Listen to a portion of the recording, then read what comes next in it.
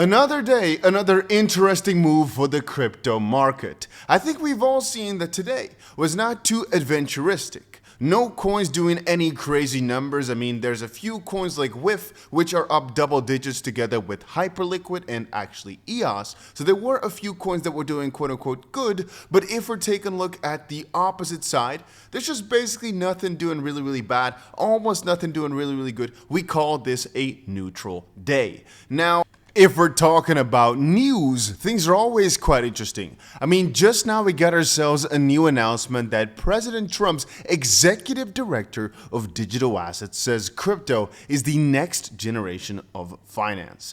Now, if you can't see why this is a very freaking big deal, then I don't know.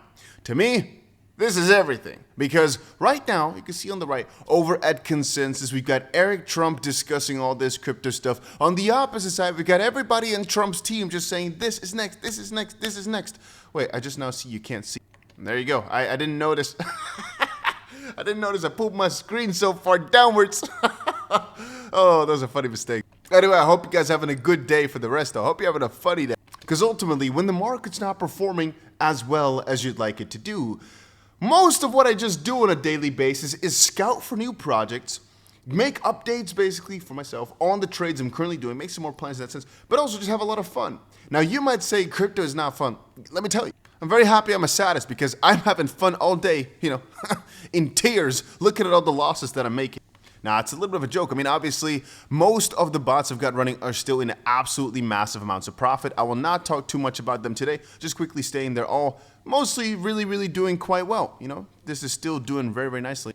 And again, the whole idea is that they're cashing in grid profits over time. The unrealized P&L I don't care about too much. So also when we're taking a look at our XRP 10K to a million challenge, this might be minus 4,500. You might get scared thinking, oh no, it's all about this number right here, right? This is all just the difference between the price that it bought at and the price that it is now, but it's about what it can buy and sell at the meantime. That's cashing in the profits to make it so that when the price comes back up to my original buy-in price, then I'm actually in profit. Anyway, longer story for a different day. It just meant to say that I'm still enjoying it all, even though these bots are down significantly. At the same time, though, we're all basically watching for Bitcoin to make that next move. As at this point, there's basically two main options.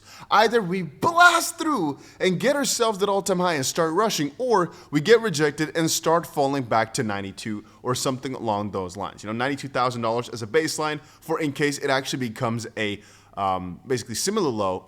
But potentially we make ourselves a higher low at some higher level, maybe even 98,000, who knows?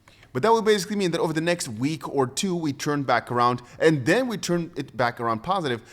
I care about it on the short term. I surely do, especially because of my trades. But really, in the grand scheme of things, we all know where we're headed. We all know the $150,000, $250,000 is all coded in, cooked in. It's coming. It's just a matter of time. It's just basically patience.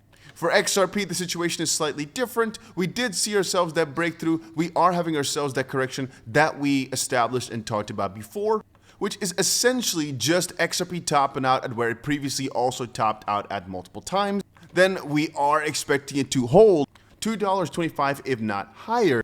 Or on the opposite side, we were actually hoping it could handle 240. It actually fell through, and as at this point, it seems to be finding itself a proper bottom at roughly 233. But as at this point, not that much can be said about the XRP price because, well, the trend has been broken. And as long as Bitcoin stays ranging and does not make a new high, does not make any new sort of move, it just kind of struggles here at the 104K mark, well, most of the altcoins also cannot find any footing to go further up. So again, we're all waiting basically for Bitcoin to make the deciding move.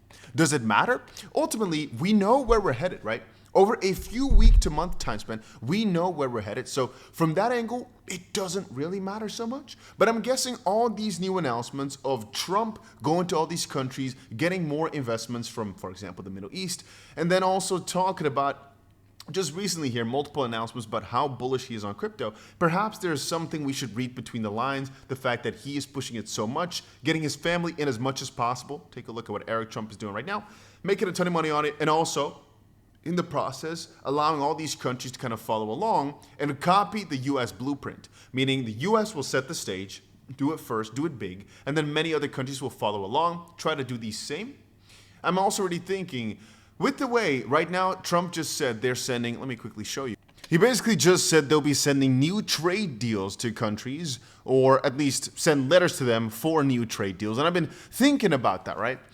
Things are going to start cascading here rather quickly. I mean, if obviously zero deals come out of this, the market could have a bit of a tanking session. But generally speaking, Gordon said, this will send crypto to the moon. Me and my followers are about to become wealthy. Well, there's a very good chance that the more positive news that comes out of this just instant pumps every single time a new deal gets released. Because, well, we've got the worst already, kind of. Every single one of them that comes out could be another positive influx.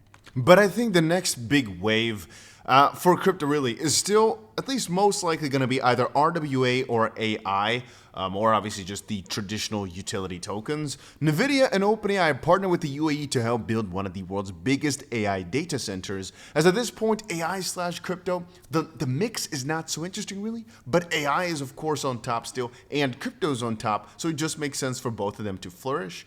And also, $5 trillion asset manager Fidelity says Bitcoin may see another all-time high before the end of the cycle. I still believe the all-time high will happen between, let's say, August or so of this year and January of next year. I still stand by that highly, all right, religiously.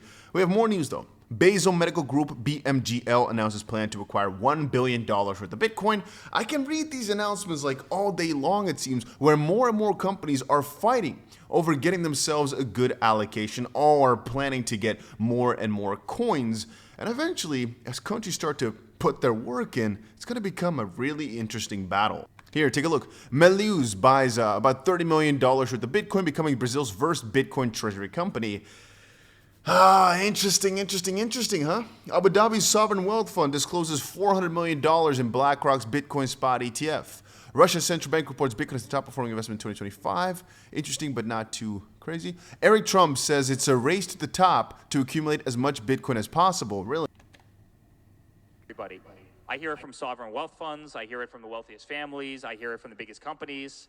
I mean, the adoption of it is incredible. I told this story, I was at MINA in Abu Dhabi, and I told this story right before I got there. A good buddy of mine runs one of the biggest banks in America. You can probably guess which one it is. They run a very, very large office for that bank in the wealthiest suburb of New York, right, in Greenwich, Connecticut. And he always said, a year ago, he was saying, hey, Bitcoin's funny money. Crypto's funny money. The other day, he goes, Eric, where do I buy this incredible kind of, cryptocurrency? Where do I buy Bitcoin? How do I get into this world? And so every single day, guys, I'm telling you, people who were kind of staunchly against it, people who didn't understand it, people who were closed-minded, people who were kind of rhinos to traditional finance are coming around in a massive way. And I think the kind of spike in Bitcoin is going to be significant. And therefore, it really is kind of a race to the top right now. There's a lot of people who are running very, very hard at this mission. And I promise you, we're going to beat them in that marathon. Asher, this next one goes directly. It just shows you the interesting way the U.S. wants to take over time. And remember, if they want some, right, I'm not saying they always get what they want, but in this sense here, they know they can make a frick ton of money by being so bullish on it. Just like Michael Saylor, just like all them. They're biased because they're buying something that they're bullish on, but that would make them more money if people actually do what they say. So you know what I mean? Like, if you are crazy excited about something, and you start actively saying how excited you are about that thing, and you actually have real power like Trump's family, and you get countries to start FOMOing in because of that. And I'm not just saying Bitcoin, by the way. Bitcoin is step number one. But the real, and this is so funny, the real money is going to be in coins probably like Solana, ADA, XRP, things like that.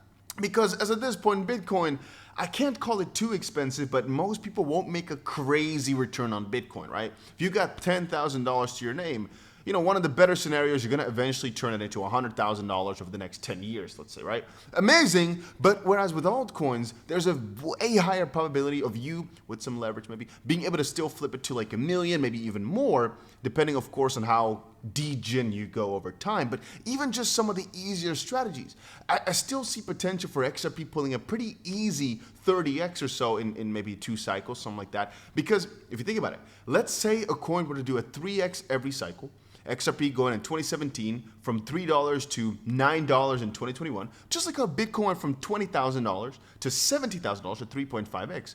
If we're to just triple again from 70 to 210, XRP were to go from $10 to 30, and then again the next cycle after that, if we're to triple again, if we take that $30 mark and then times 3 at 90, Bitcoin at 600K, something like that, it doesn't really sound too weird, right? So really, from that angle, there are way bigger, crazy 100x potentials. So with things like Solana, XRP, ADA, just coins that are way smaller that have still got more of a catch-up left or so. But XRP specifically, because it used to be number 2 in the rankings, quite undervalued, but I could talk about that a different day. I'm just mean to say here, the real money is in the FOMO that's happening for Bitcoin now, the funds that are being created for Bitcoin now, being transferred over into some of the main altcoins, which will happen. All it takes is time.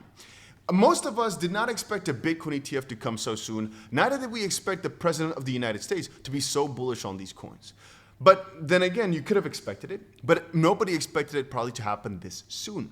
But saying that, the fact that it did happen leads me to believe there will be companies just fully committed to buying baskets of cryptos, maybe like the top 20, for example, and eventually there'll be a race for many of these other coins, which are faster, more efficient, perhaps better in a lot of ways than Bitcoin. We cannot decide as of this point which ones it all will be, but a few ones, in my opinion, are pretty certain, all right? Most of the main ETF contenders, I think, have the best risk to reward right now. That's why I'm buying them like a freaking maniac. And that's also basically the coins I've mainly opened these newer bots for.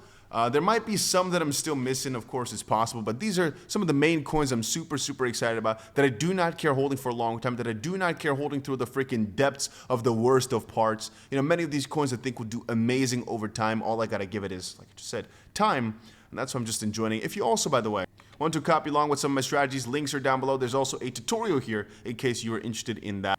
But anyway, first link for just signing up. No KYC is necessary. Even to deposit, it might ask for KYC 1. Just put a name and a country in. Second link for claiming yourself a bonus. And then the other links for copying the bots. But yeah, you know what? That's about it for this little crypto update. Just wanted to quickly share with you that Trump is bullish right now. The whole Trump administration, I kind of call it insider trading, the way they're doing things. But hey, it's to my benefit, so... It's to all our benefits, so who really cares? But I think crypto right now is literally the easiest trade in our lifetimes. I would say just don't waste that opportunity. Not financial advice, but see it for what it is. The best opportunity of our lives. Because sometimes it's just that simple.